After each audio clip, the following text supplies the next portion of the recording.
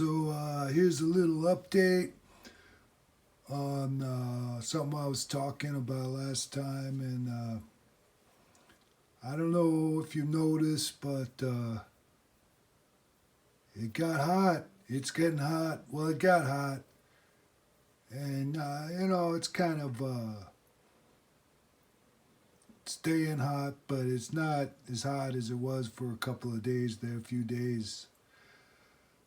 But man, it sure got hot there for a little while. It's definitely a good time these days to have the fan going. And sorry about the fan noise, guys. I hope it doesn't annoy you, but yeah, there's fan noise in the background because of this fan running. Sorry about that, guys. Yeah, the thing about these guitars, I just thought of this, so I'm just gonna go with it. Is yeah, they've got a different feel than like a nice old guitar, right? It's kind of like the first time I picked up something like this, especially the Epiphones, it just feels, you can feel the plastic of the finish on it, right? So it does. It feels like you're holding plastic, right? Even though the fretboard is wood, like I said, it's made out of wood. But like a lot of things, you can kind of get used to that, and I did. That was one of the reasons that I really preferred the Squiers there over the Epiphones for a long time. The Squiers still felt like wood most of the time, even if they did have kind of a thick, coating of finish on them, right?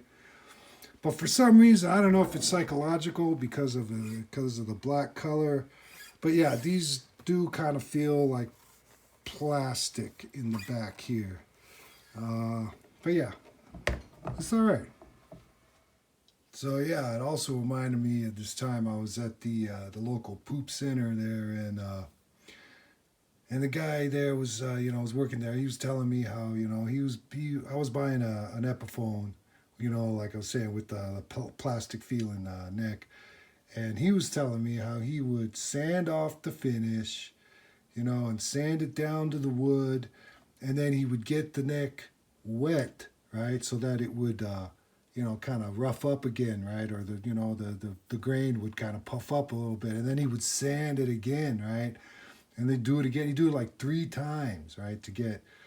And I was just like, "What are you talking about?" But that's a thick finish. So anyway, I don't think I have the cojones to do something like this, right? But he was telling me about it, and I was just like, "Whoa, man! All right, that's cool. Maybe I'll try it someday." But nah, I like these. Like I said, I got used to that plastic feeling, and it's fine for me anyway.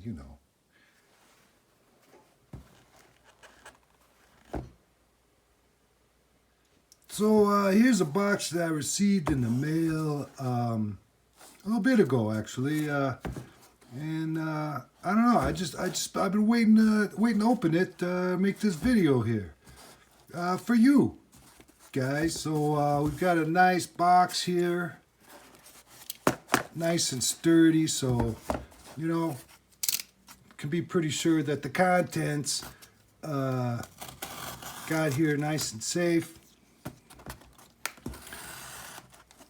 Okay, I'm gonna open this thing up and let's see what I got. All right, so I got me a nice big wad of paper. What do you think of that? All right, so yeah, that's kind of an interesting little container for this. That's cool. All right, and then we got this. Now, I don't know if you noticed, but they were having a big sale when I got this. Like I said, that was a while ago. They're having a big sale, and both of these items I got for 50% off. That's half off, in case you were wondering. I don't know what you call it. It's a 3-cornered hat. I mean, a file. Well, here, let me show you. So yeah, I've had this one for a good long time, and actually, one thing I never talked about when when it comes to cheap guitars is, yeah, very often you gotta deal with the fret sprout, right? So you got the wood, I guess, shrinks a little bit, and that leaves the frets kind of hanging off the edge there. So yeah, you can imagine I run into that quite a bit, and this thing has really helped with that situation, and that's pretty cool. And then when it comes to doing fret work, and that's what I'm talking about when I say the next frontier. It, for me, is probably getting a little bit more into fret work. It's always sort of intimidated me, because it's like it's non-reversible, kind of like the nut. If you go too far, you do something wrong, then you got problems. But this is what I've been using to kind of deal with that. Crowning frets, after they've been lowered a little bit. But man, with this thing, and this was this was pretty affordable compared to all the other options. But man, you talk about nails on a chalkboard.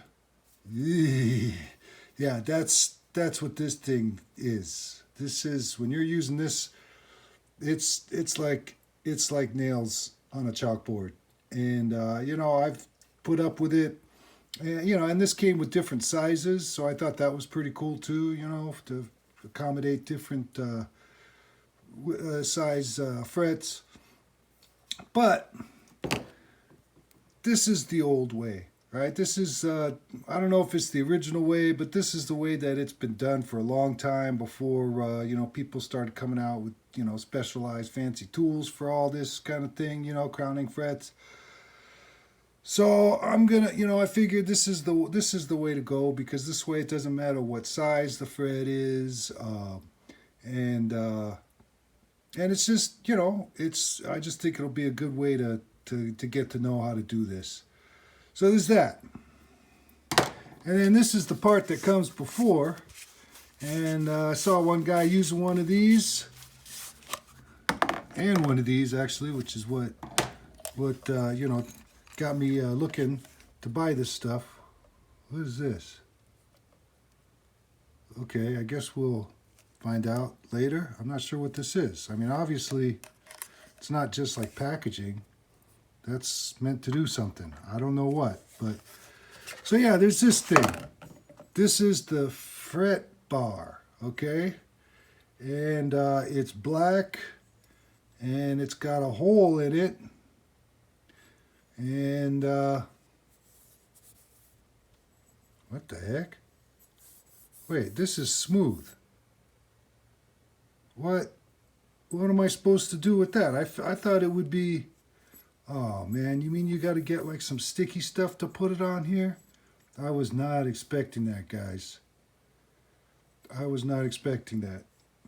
But yeah, so it's black and it's got a hole. The hole, I guess, I don't know, is for these things. Oh, so that's what this is for. I see. So you put this, yeah, see, and that's a good fit. You put them together and you get kind of a round shape, right? And you put this in here, and then you can, then it's like one of those New Year's Eve sound makers, woo!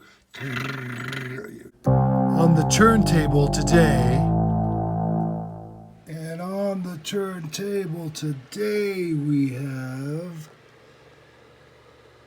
the Beach Boys, All Summer Long, side one. So yeah, we got a lot of cool little songs on this album, and kind of a cool Capitol logo on the label there. There you have it, Beach Boys, All Summer Long.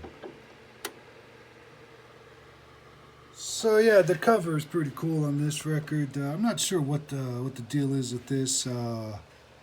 Whether this is kind of like a hits compilation or this was just a regular release. But you can see here they are on the beach, having some fun. Spending some time. doing beach things in the sand, you know, with some girlfriends and hanging out. Yeah, you know, having some snacks. They're doing a little horseback riding, okay. Uh, Playing a little football, I guess. Man, did he have little hands or what? Or is that a huge football? I don't know. But yeah, you know, riding a little bicycle built for two. And yeah, you know, being very fashionable for the time, for sure. And yeah, interesting choice of color there. Prominently displayed. And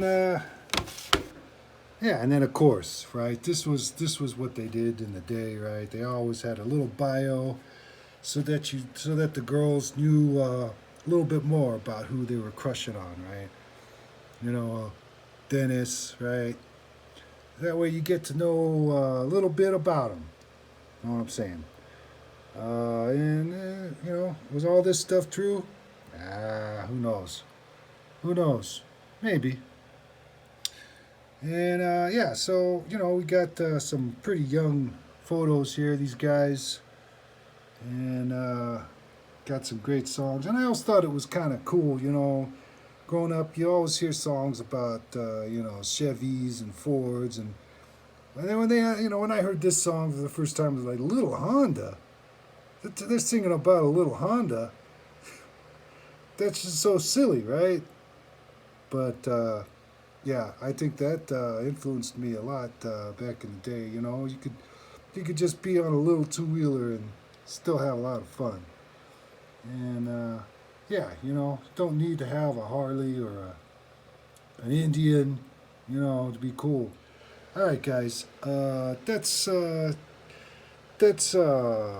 that's about it for today. You know, I hope you enjoyed it, and have a nice day.